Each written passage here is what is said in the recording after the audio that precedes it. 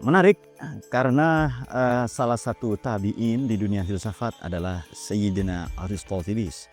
Sayyid Aristotle. Kenapa kita sebut tabi'in? Karena beliau muridnya sahabat, yakni Sayyid Aflatun atau Platon.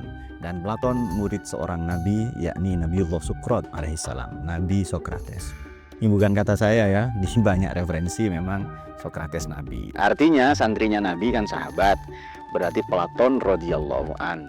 Kalau Aristoteles santrinya sahabat berarti tabi'in. Baik, pengetahuan menurut Aristoteles ada 3. Yang pertama, pengetahuan itu adalah teoria.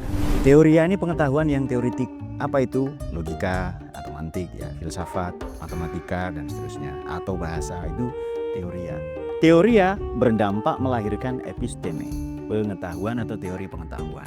Praktis ini hanya pengetahuan teori saja ya. Tapi ada pengetahuan yang di luar teori, atau begitu teori itu dari kepala turun ke dada kita, mengkristal, dia menjadi perilaku. Pengetahuan yang kedua adalah praksis. Praksis ini tindakan. Melahirkan kelak poinnya atau orientasinya melahirkan pronesis, kebijaksanaan taktis, pandai mengambil sikap. Ini masuk dalam ranah etika nanti. Etika, ilmu tata negara, ilmu politik, kemudian sosiologi, ilmu bermasyarakat dan seterusnya. Jadi teoria ini diendapkan dalam laboratorium nilai. Setelah dari ruang teoria kita ke ruang publik, ke masyarakat. Itu makna puasa. Kemudian dari praksis kita menuju ke poesis. Poesis melahirkan tekne atau keterampilan. Poesis ini penciptaan. Secara gampang, teori, kemudian melahirkan tindakan, tindakan melahirkan karya. Nah, puasa berada di ranah praksis dan poesis. Kenapa? Karena niat kita puasa itu bukan siam, tapi nama itu sauma. Kita berniat puasa, maknanya puasa batin. Alih-alih menahan diri hanya dari yang membatalkan puasa, tapi menahan diri dari yang membatalkan, menganulir, mencederai, atau bahkan menggugurkan pahala puasa.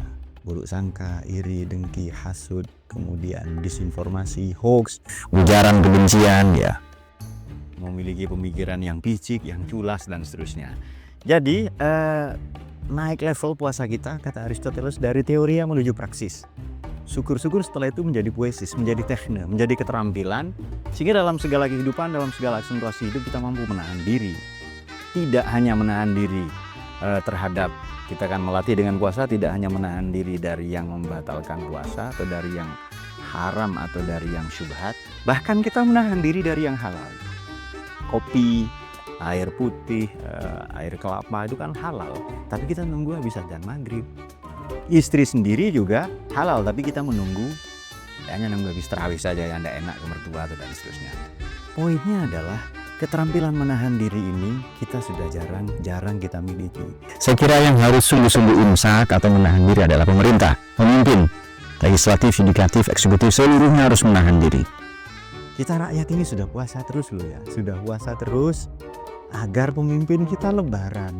Tapi mereka lebaran terus tidak tahu diri. Kita yang suruh puasa terus. Seharusnya mereka yang puasa agar rakyat lebaran, memiliki kesejahteraan, kedaulatan berpikir, pendidikan maju. Bukan menyalahgunakan sumber daya, menyalahgunakan iuran atau pajak dari rakyat dan lain-lain. Karena itu yang sungguh-sungguh puasa seharusnya pemimpin kita. Kita rakyat sudah puasa puluhan tahun, berjuang demi kemerdekaan, mengisi kemerdekaan. Kita punya sekolah sendiri, mendidik sendiri. Kita bangkit menjadi orang baik yang berkarya, berpoesis, memiliki tekne tanpa menunggu pemerintah. Seharusnya yang lebih sering berpuasa, sebagaimana anjuran Aristoteles, adalah pemimpin kita. Semoga.